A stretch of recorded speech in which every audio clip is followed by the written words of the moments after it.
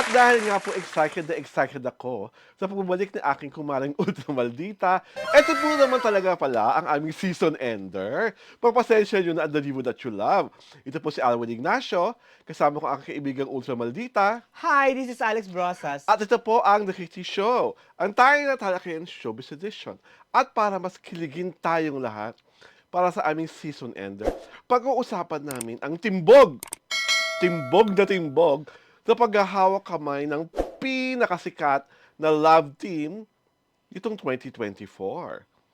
Sino pa nga ba kundi sina Kim Chiu at si Paolo Avellino. Mare, pakisalaysay nga, kailan nangyari ang timbugan na ito? Yung magkahawak kamay si Paolo at si Kimi. Alam mo kasi kung ibang hinawakan ni Kimi, mas gusto ko lang pag-usapan. Kaso kamay lang. My God! I was aghast by your word, timbog. Parang ano, my God! Diba timbog is a police term?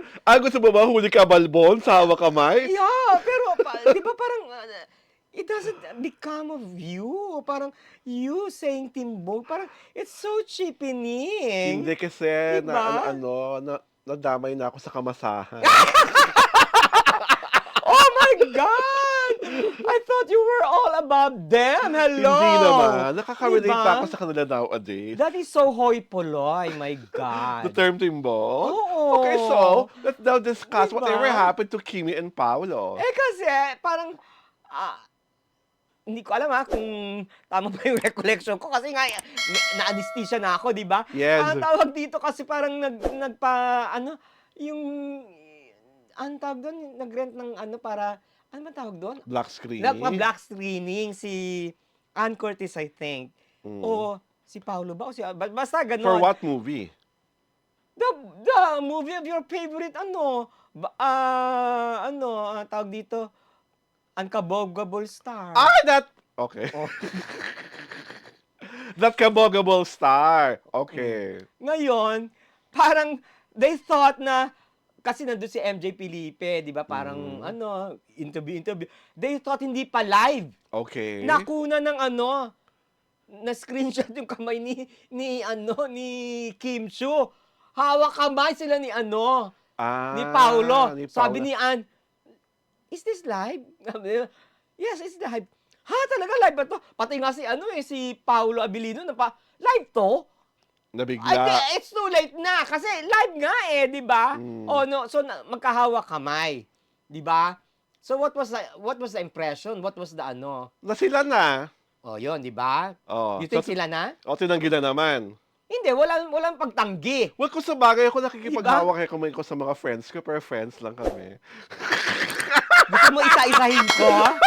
Gusto mo isa-isahin ko? My God! Wag na, in-announce ko na nung last show kung sino yung apat. So, huwag na natin pasikatin pa sila. Parang may panglima, di ba? Ay, may panglima pa ba?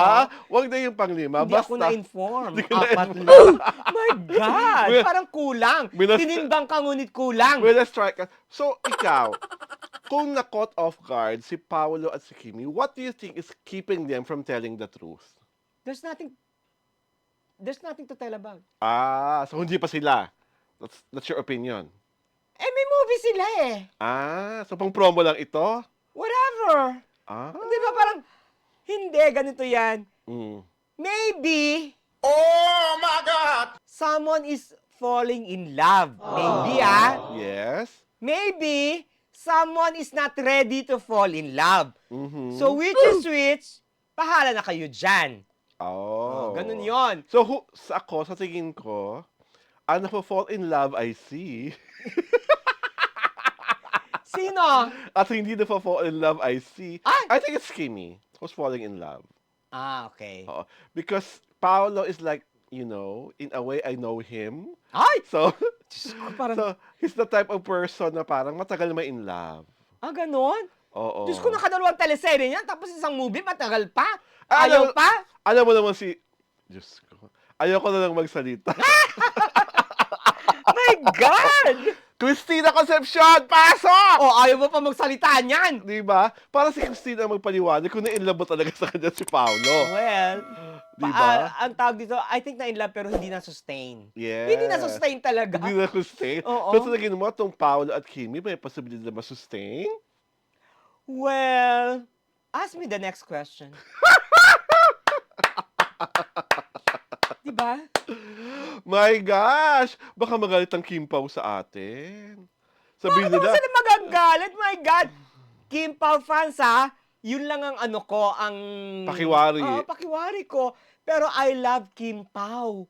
I think they are the best adult love teams, adult love team now. Yes, Kasi totoo they are naman. so mature.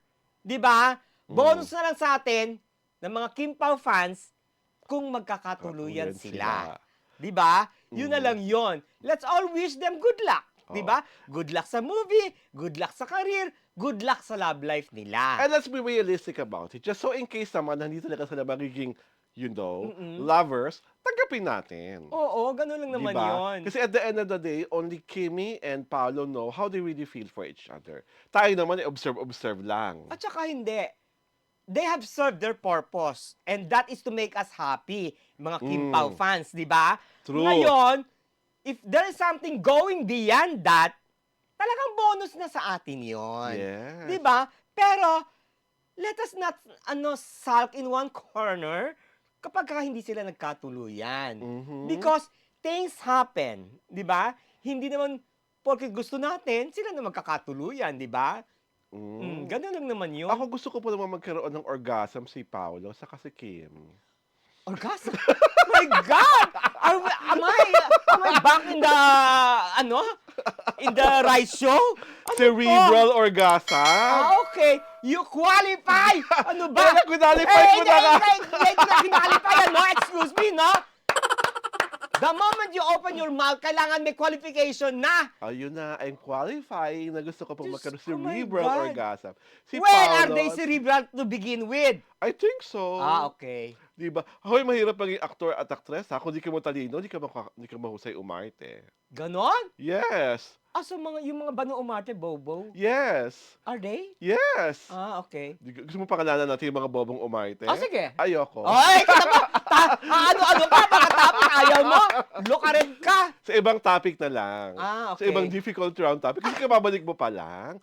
Huwag agad tayong magmaldita. Easy round pa lang to, te. Easy round pa lang ba to? This is the easiest. Charot! Diba? This is the easiest. Easiest round pala. Basta kami, kung ano man ang sabi nga ni Kumaring Utsa Malita, whatever is happening behind the camera, in the privacy of their respective abodes, at in the privacy of wherever they go, kay Kimi at Paolo na yun.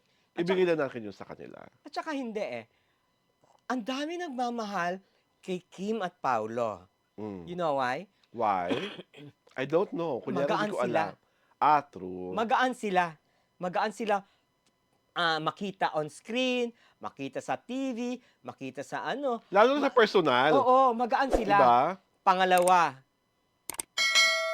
never silang na-involved sa mga scandals. Oh. They have a beautiful background. 'Di ba? Oh. Hindi sila they don't come cheap. So, di ba Diba? scandal yung muntik na maratrat si Kim? Ano na? Yung pinagbabaril siya, hindi scandal yon. It's not a scandal. It's a crime. Di ba? Magkaiba yun, di ba? Okay. Oo. Pangatlo, yung karisma nila nandun. It's a given. Yes. Talagang nag-uumigting yung karisma nila. Mhm. At saka, pang-apat, nakaka-relate yung mga audience sa kanila. Mhm. They want to be in that parang mode na happy lang, di ba? Magkasama, ganon, kinikilig, ganon.